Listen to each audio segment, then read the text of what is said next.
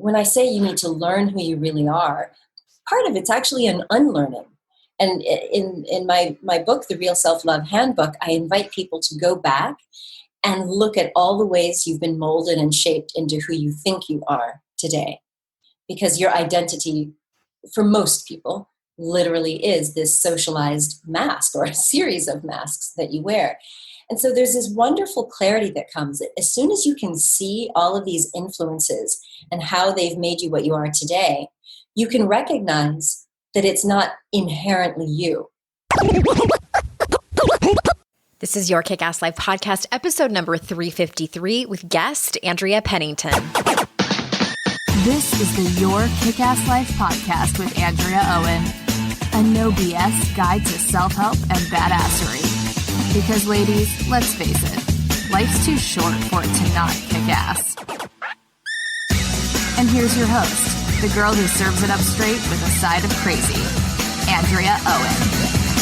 Hey there, ass kickers. Welcome to another episode of the podcast. I am so glad that you are here. How are you? I think that's the most loaded question of 2020, right? And I know when I answer that question, I used to always answer that question. Well, I would say 99% of the time I would answer the question, I'm great, because 99% of the time I was great. And now my frequent answer is, I'm okay. I'm okay, given the circumstances, right? It is rough out there, y'all. And I've been thinking a lot about you and how I can best serve you in 2020. And it's looking like into 2021, we're going to be in a similar boat of unrest, of uncertainty, for many people in struggle. And I am going to be sending out an email shortly within the next couple months, sometime probably towards the end of September, asking that question: how can I help you best on the podcast? So if you're not already on my email list, I would so appreciate it if you hopped over to yourkickasslife.com/free. That's the easy access page to be able to sign up for my emails that I send out. We also send out some pretty great emails that I think that you'll really enjoy. But more specifically around this, I am going to send out a very, very short it's not even a questionnaire. We're keeping it really short and simple and asking for your opinion. I want to know what you all want for the podcast. I have an excellent lineup coming up this fall of interviews. I have people coming on talking about healing from narcissistic, abusive relationships. I have someone coming on talking about communication, how to communicate more beneficially, more healthy, more maturely. I have someone coming on talking about happiness, which I'm sure that conversation has changed this year. So I'm super excited to bring you those interviews. I also have a candid conversation coming up, a conversation about shit that matters with unqualified people with my friend Liz, who's also my lead coach over here at Your Kick-Ass Life. We're going to be talking about mental health. I've had a conversation with my friend Kate about that. This one's a little bit different, as well as aging and perimenopause. So you're in for a treat on that. And again, I just really want to know how I can best show up for y'all, because that's what this show is about, helping you live your own kick-ass life. Today's guest is someone that I've known for a very long time. I'm going to wait until we start talking and you can hear how I met this lovely, lovely woman. Andrea Pennington is here, and she is an expert on so many beautiful, amazing things, helping and serving women. So for those of you that don't know her, let me tell you a little bit about her. Dr. Andrea Pennington is an integrative physician, acupuncturist, meditation teacher, #1 international bestselling author, and TEDx speaker. With her extensive medical expertise and training in trauma recovery, combined with her experience in traditional Chinese medicine and acupuncture, Dr. Andrea helps people build resilience, reclaim vitality, and thrive despite the inevitable trauma and drama life brings. Integrating ancient wisdom with modern science, she empowers people to develop personal mastery of mind, body, and soul by developing the innate ability to heal while reconnecting to the authentic self. So without further ado, here is Dr. Andrea. Andrea, thanks for being here. It's such a pleasure to reconnect. I didn't want to tell you this when we were chatting before because I wanted to get your just initial reaction, but you were the very first person who ever interviewed me in 2009. Aww.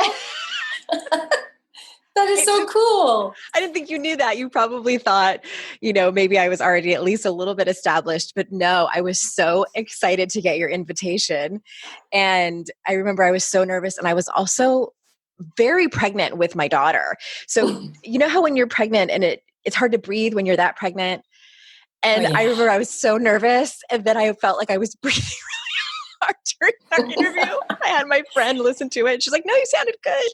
But thank you for kicking off. I've done hundreds now, so I just appreciate you so much. That is so wonderful.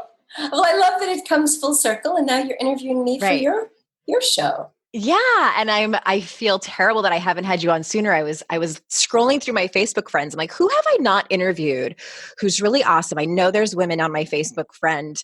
I was like, Andrea Pennington, I wonder if she remembers me.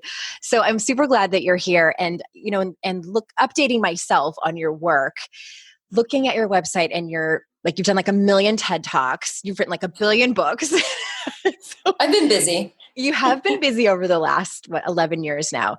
Your work spans several really important, amazing topics. And I actually am really curious about your life previous to kind of what you do now. And you are a physician. Am I right in that? I'm curious, how did you come to be here and doing the more spiritual work that you do? Well, I think I've been kind of on this journey since childhood. Like so many people, I was impacted by my parents' divorce, and I really felt this dual push-pull from my mom and my dad. My mother is actually a physician as well, and so for me, I admired her. I loved this idea of knowing everything about the body and the mind. I used to follow her around on her hospital rounds, and when I was a teenager, I was like the medical director of her practice, which is like so silly. But my father, who is a mathematician, he had this strong influence towards like education. And so I was good in school. I wanted my dad's approval as a kid of, in this divorced family. I always wanted to please him. But the challenge was I really loved the performing arts. Mm-hmm. And my mother never discouraged me from that. She liked to play piano. She liked to sing Barbra Streisand. So I was always performing. So I was in community theater. I was doing dance, singing and music. But my dad was always saying, like, you can't rely on that stuff. Can't rely on that. And I think there was, this sort of tension in me that set me on this path towards achieving. So as a kid, I wanted my dad's approval. And of course, I had to get good grades in order to stay in the band and in cheerleading and in the theater. So it set me on this like an intense path that later turned into perfectionism. Mm-hmm. And when I got into my adult years, I never felt like I was good enough. I never felt like I was smart enough. I never felt like I was done. And it turns out that even when I got hired by the Discovery Health Channel, so after med school, I did get to combine my creative stuff with medicine. I was on TV every single day. I was working as their medical director and spokesperson. And for people listening, the Discovery Health Channel has now become the Oprah Winfrey Network. So I didn't know that. Yeah, that was a big deal that happened after I left the network. And so while I was at Discovery, I got to be on the Oprah show a couple of times. I started doing other TV networks besides Discovery Health. And I had this like growing sense of anxiety because the more famous-ish I became, the more uncomfortable I was. I had this feeling, it's typical imposter syndrome. I really felt like people are going to find out I don't know enough, and I'm not smart enough, that I'm a fraud. And it wasn't until my early 30s that I kind of hit rock bottom. And it was the first time that I really felt depression and anxiety so debilitating that I didn't even want my life anymore. And it was kind of that first wake-up call that it's like, and it's so obvious. I mean, everybody goes through this. You build up this big portfolio or career or wealth or whatever status. And then you realize it's meaningless. Like, I really was grateful that I had all the opportunity that I had, but it wasn't fulfilling. Like, it wasn't lighting me up. I never felt like I had arrived. Mm-hmm. And in 2005, I really hit a low and wanted everything to be over. And that's when I had a spiritual awakening. Yeah. That shifted everything. Oh my gosh. I didn't know that story and kind of how you got here. And I know what that feels like. You get to the place where on the outside, all your dreams have come true, and a lot of celebrities have talked about that. They've amassed wealth and fame and fortune and then looked in the mirror and been like, is this all there is? And that's when a lot of people come to life coaching. So exactly. Yeah. And thank God for it, Yeah. And therapy too. Therapy is important in that too. Well, I want to sort of shift gears, and it's not, I guess, shifting gears all that far, but to talk about resilience, because that's something that you talk about. So how can someone, it's a topic I love that I believe is so important in being able to get to a place of confidence and to be more courageous. And can you talk about that for a while? More so, why do you think that it's something that is a topic that you talk about a lot, and especially for women? Yeah, for me, resilience, I've come to understand that we're all born resilient. Mm-hmm. We may not always use our resilience muscles, and they need to be built up. But what I discovered was, as a physician, when I had this big wellness center, I was working with people who had addiction and eating disorders. And we had started to gain some notoriety, and people were being referred into us. And because it was kind of this multidisciplinary hybrid approach, we had acupuncture, psychotherapy, nutrition counseling. We had a holistic spa and a fitness center all within one space, which is, of course, not very innovative now, but at the time it was.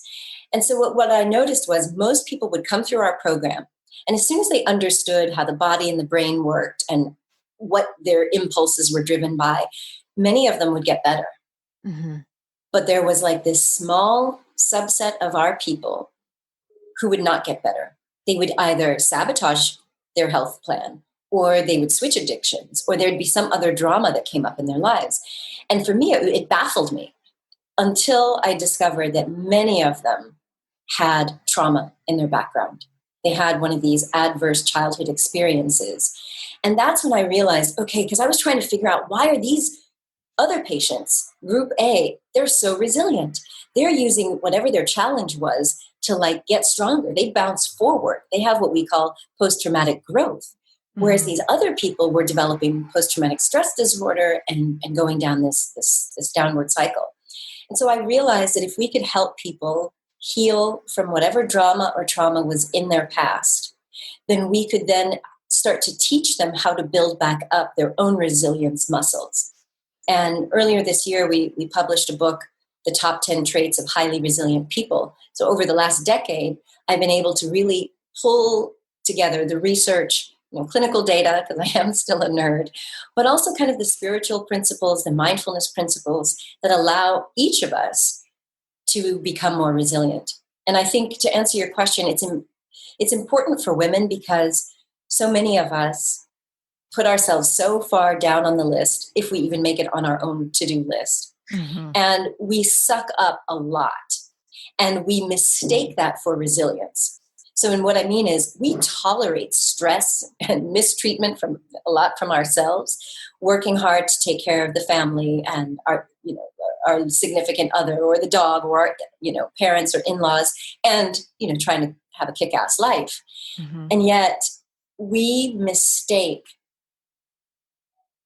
handling stress or tolerating stress as resilience. And so I want more women to really understand that self-care is a huge part of you becoming truly resilient.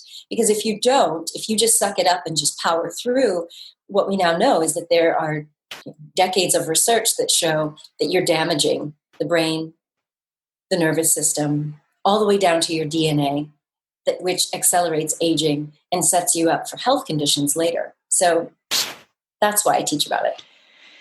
Thank you for saying all of that. I was just talking to my therapist earlier this week, and she was talking about the level of stress and that women can tolerate for such a long period of time before it really starts to take a physical and a mental and emotional toll. She said usually by the time people come to therapy or it's really affecting them, it's been longer than it should have gone on. I also love that you say that tolerating stress, I might be misquoting you, but tolerating stress is not the same as resilience. Not the same thing. And a lot of people don't think of it. They think, Yeah. And we hear it. Unfortunately, we propagate it. Like, girl, you are just so strong. I don't know how you do it all. Like, we give ourselves high fives and pats on the back. And so that kind of forces us to think, okay, well, I can't really let them know how much I'm suffering, how bad it is when I get home at night and what I'm eating and that I'm not sleeping and that I haven't had sex with my partner in how long. Mm-hmm. So it's really important that we're actually honest first with ourselves, first and foremost. Yeah, and I think it's its own flavor because I wrote a whole chapter on that in How to Stop Feeling Like Shit because I can't remember the exact name of it, but it was about being strong. And because that was my experience, I was always the strong one. And then you get praised for it and the positive feedback, like, oh, I don't know how you handle it. And I don't know what I would have done in your situation.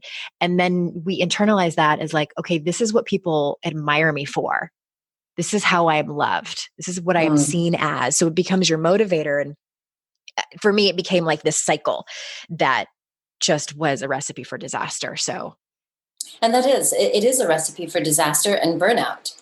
And what the reason I champion so much this call for resilience or true resilience is because as badass as we are handling all that we handle, there's actually some untapped potential. And it's so counterintuitive to most of us who are like on this aggression track.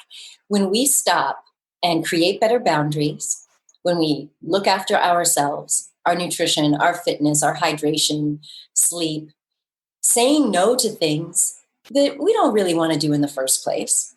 When we really start to live our lives in alignment with our values, it unlocks even more potential. So as we build up these resilience muscles, we become even more resourceful. So the things that we do say yes to, when we show up for family time, we are exponentially more powerful. Yeah. Just being in radical alignment. Yep. Yeah. All right. In your 2014 TED Talk, you talked about embracing who you are. And one of the things that you said was in order to do that, you first have to learn who you are. So can you say more about that? Because I know that that's a term that gets thrown around a lot in personal development spaces. And I think a lot of people are, like with a little question mark bubbles around their head. Like, I don't know what that means. Yeah, it's amazing the number of people when I ask them, who are you really? They don't know who they are. And I think it's because it's natural for us humans to get programmed. From the moment that we're born, we are programmed and socialized and molded to fit into little boxes. Yeah. And so, unfortunately, for the majority of people, that means that our true desires, our true interests were often pushed aside or pushed lower on the priority list. And then what does that do for us? Well, it's just part of the human psyche. Our ego wants to fit in. We are pack animals, we're part human animal and human spirit. And the human animal part of us wants to fit in. And so we do. We look at our peers, our family members, and we think, okay, what do I need to do to fit in, to continue to be accepted? And unfortunately, that's when parts of our authentic self get splintered off, thrust into the shadows. And so when I say you need to learn who you really are, part of it's actually an unlearning.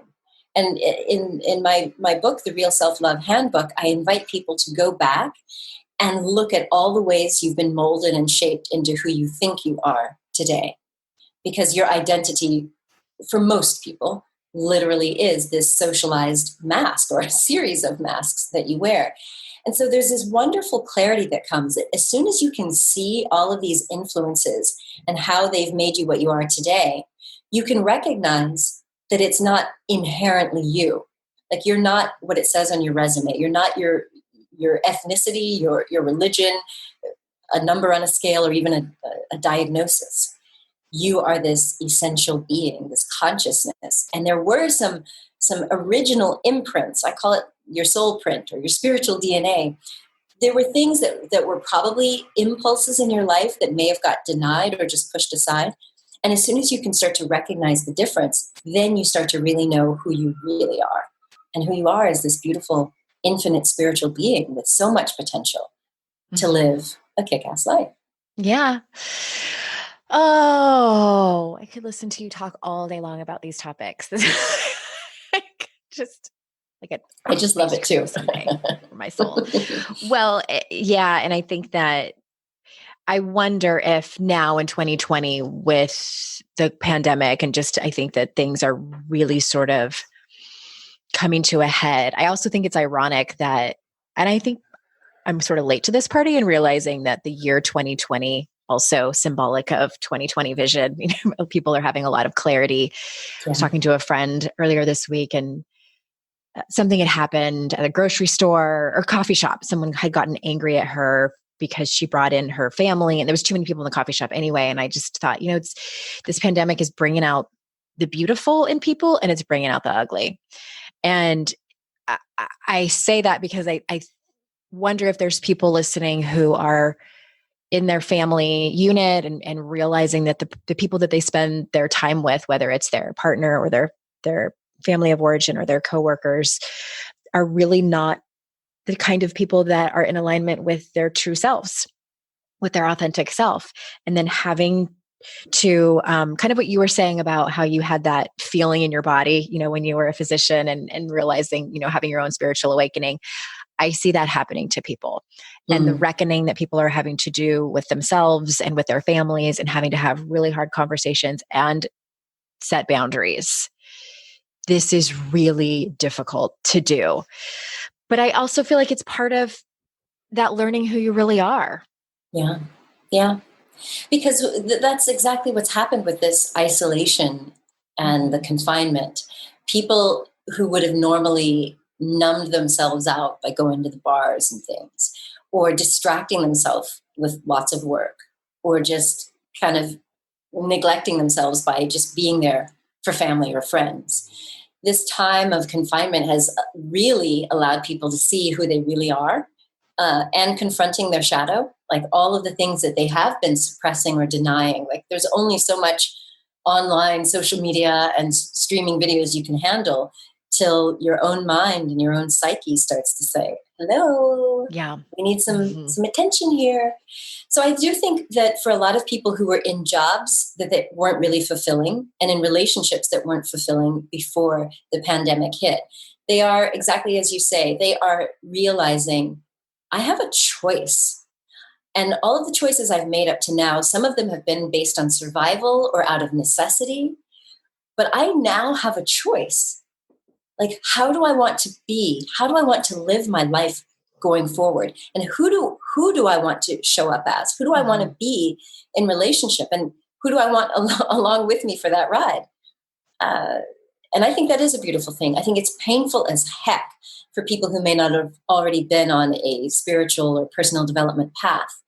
But this is the time of the Great Awakening, and it was inevitable anyway. I believe all of us are on a path of awakening, and it comes to us at different times in life. And this pandemic is clearly a catalyst for that. Time of a Great Awakening. I feel like that's the title for your next book. Maybe. Thanks. You also talk about your own struggle with depression and how music has been such an influence and a help for that. So can you speak to that? Yeah. Music has been a part of my life. And I mentioned my mother when we opened this discussion. What I didn't say is my mother is from British Guyana, and she grew up in England with a very post-Victorian air. And so in our house, we heard children are to be seen, not heard. So all of the kids, we were just meant to sit down, shut up, be quiet. You don't, ask a bunch of questions. You're not jumping all over the place. And so I never had the freedom to express until I discovered the theater and music. And that was where I finally had this like permission to express and emote and to be seen and to be heard. And I didn't realize how therapeutic that was until I got to medical school, when all of that went away. I was at a very competitive med school. All I could do was really just focus and study to get through it. And that was when the sort of existential angst and depression started to creep up. And it was actually, I mentioned this in my TED Talk, that the student health doctor remembered me from when I interviewed there. So when I went there saying, listen, I'm depressed, like, give me antidepressants, like a lot of people in med school get depressed. So I didn't feel like ashamed. I was just like, look, I cannot deal. And she just looked at me and she said, wait, weren't you playing classical piano? Like, do I remember that right? And I'm like, dang, she's got a good memory. I'm like, yeah, I used to play piano. And she's like, how often do you play now? I'm like, dude, I have no time to be playing piano. I've got to like study just to keep up with these brainiacs. Are you kidding me? And she was the first person who said, I think you should play piano for 30 minutes a day. And I literally almost laughed in her face, because 30 minutes a day was like radical. Mm-hmm. So she was like, okay, 30 minutes a week. And believe it or not, just allowing myself to tune back into music helped. And it came back up again years later. I was running this busy wellness center, and I was really stressed. I mean, I was working full-time for Discovery Health Channel and running a medical practice, touring the US on book tours and TV shows. And there was this moment when my COO came into my office and he was like, hey, Doc, are you singing? I'm like, what are you talking about? And he's like, I just noticed that when you're singing, when you're like working on music at home, you are much easier to deal with when you come to work. Oh, wow. And I was like, dang, like somebody from the outside can see that. And it literally was kind of this reminder that creativity and artistic expression is not just a luxury. It's not a frivolous thing. It's essential for me. And over the years, that has shown to be the case. And that spiritual awakening I told you about in 2005 actually was precipitated by me singing. I was in the south of France, here in Saint-Tropez, and singing at this, chic, sexy nightclub, like doing my little jazzy thing. And I had this experience of bliss where it just seemed like everyone was like in this flow, this movement. I was doing what I love most. They seemed to be receiving me. I felt like I was actually accepting and loving myself. And when I got back to my hotel room in Cannes, I was like, what just happened? Like over there, I was the real me. I felt like more myself than anywhere. And I realized that in a couple of days, I'd have to go back to America, back into that box of conformity and all of the responsibility. And that's when I lost it. I literally broke down crying, asking God to take my life because I just didn't want that old life anymore. And so I ended up having an out-of-body experience because as I was crying my eyes out to God, I felt myself just trembling and I sort of melted into the bed. And then there was this bright, intense light. And I literally thought God was answering my prayer because I felt myself being pulled out of my body into the light. And I felt such peace that I literally thought, okay, this is how the peace of death must feel. Mm-hmm. And then I saw this vision of my life. I had one of those life reviews that happens in a split second where every single detail of my life made sense. I understood completely why I was depressed. It was all of those decisions that I'd made, even though they were unconscious decisions. And as I kind of got this understanding that, oh, I could have made different choices, which sounds like so completely asinine, but at that time it was like a revelation. I get it. You have free will. I get it. That's what free will is. Mm-hmm. And that's when I said yes. I said, okay, if I can choose, I say yes. And that's when I saw this vision. And in this vision of my future, I was living in the south of France. I was walking hand in hand with a child, which was a little crazy because at that point I was almost 35, single, and didn't think I was going to have kids. In this vision, I was also singing professionally. And in this future vision, I was healing with my hands, which was the only thing I was kind of like, wait, God, what? You're going to make me like a woo-woo doctor? Like, massage but everything, sculptor. I don't know. There was just healing with my hands. But what was interesting is I felt such peace that I was like, okay, well, most 95% of that vision looked great. And when I said yes to it, I came back into my body. The depression, the anxiety was gone. And Wow. I remember calling here from France. I called my COO and I was like, look, there's going to be some changes. Mm-hmm. I'm meant to be singing and living in France, so we're going to have to like shift some things. And it literally was what saved my life, because I started reworking everything to live in alignment with my vision, my voice, and my values. Now that is a spiritual experience. You think? Oh my gosh. So many things stood out to me about that story. One of which is that it sounds like, and tell me if I'm correct in interpreting this, that you had to get to a place of complete surrender to be able to hear the messages that were coming to you. Because I think many of us, and those listening have been in that place of kind of, I don't have a better word for it right now, but desperation and sort of hopelessness of, I'm in so much pain. I don't know what the answer is. God, universe, whatever. What do you have for me? Yeah. It's that question of, and I've been there several times of not necessarily asking for something specific, but just like the open-ended question of like, what is it? I'm listening. Yeah. That place, I think when you hit that point, is true surrender of, I don't have the answers anymore. And as a high achiever, I have a lot of overachievers that listen, that can be a difficult place to get to. We put up with a lot of shit before we get there. Yeah.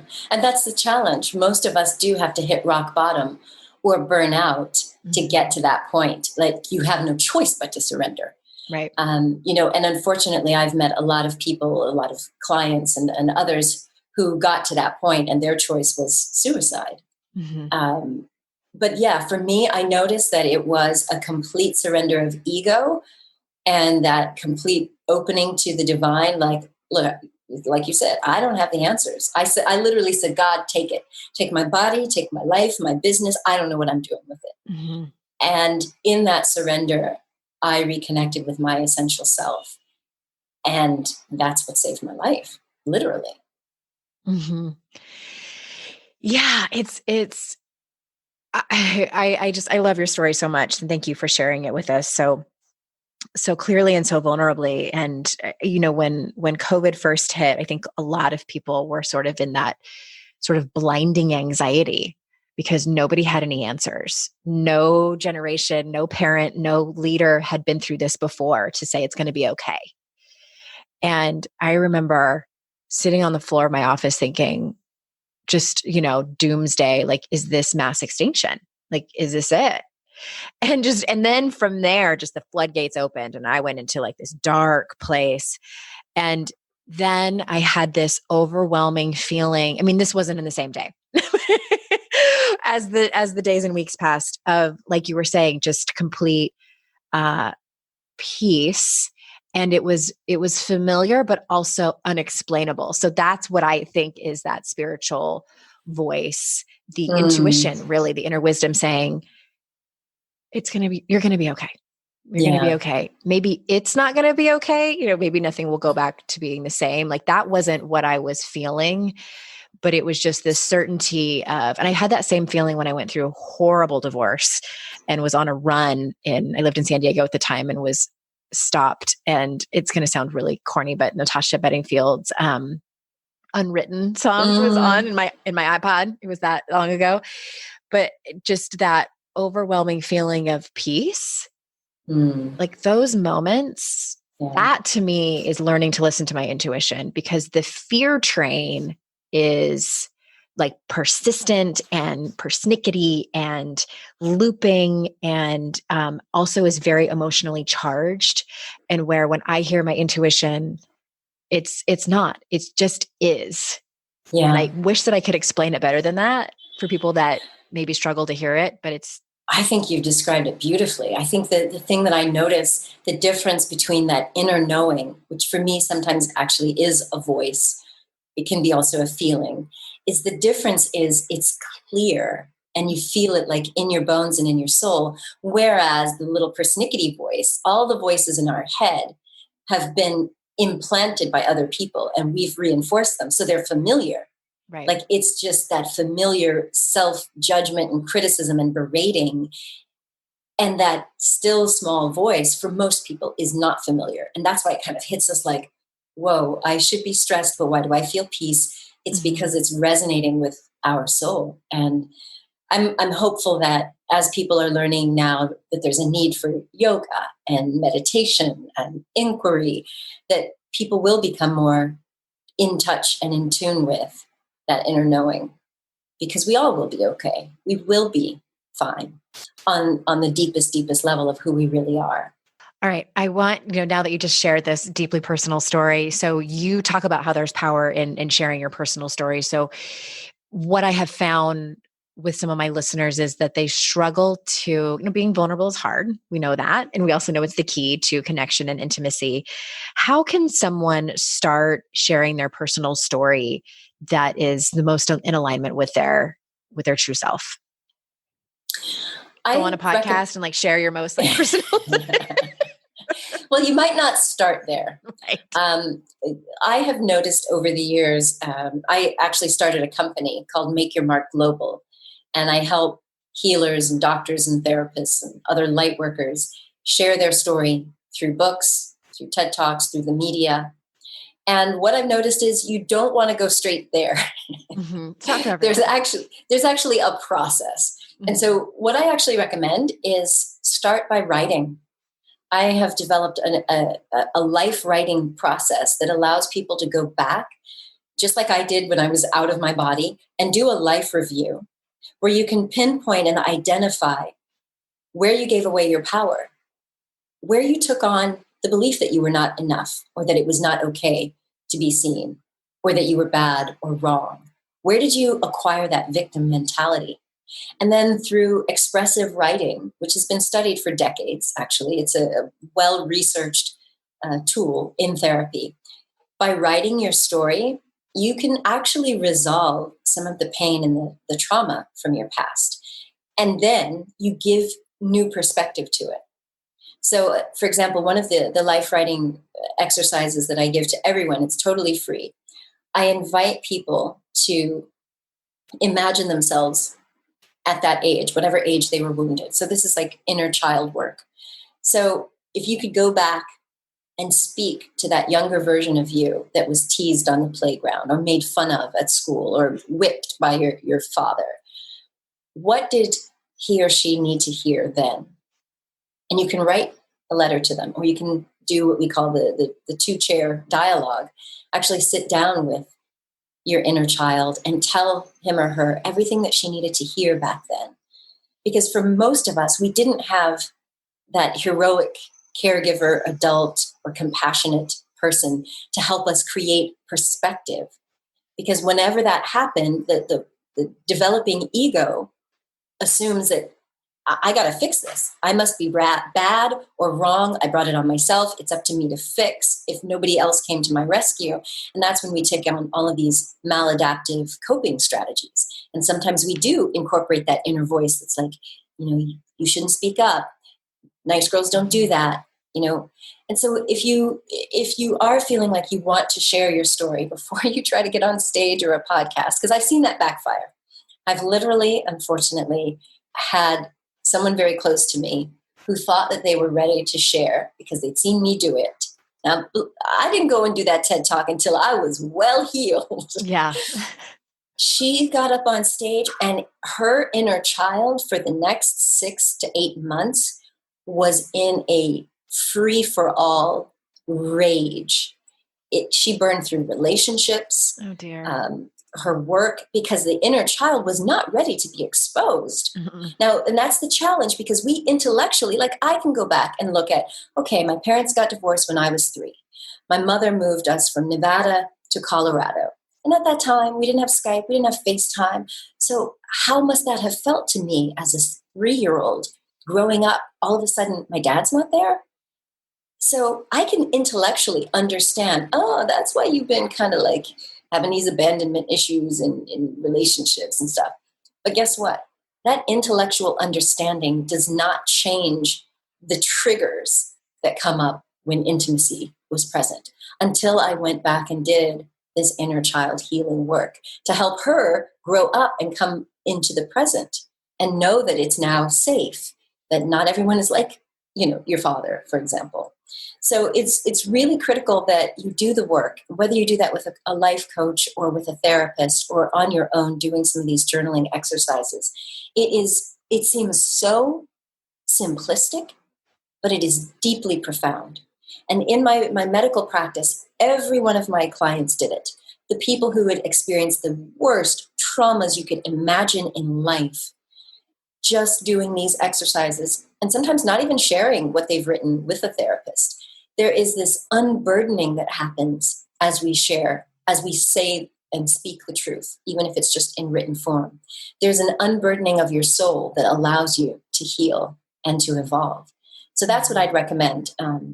I also support people every month by going live for free in a private Zoom.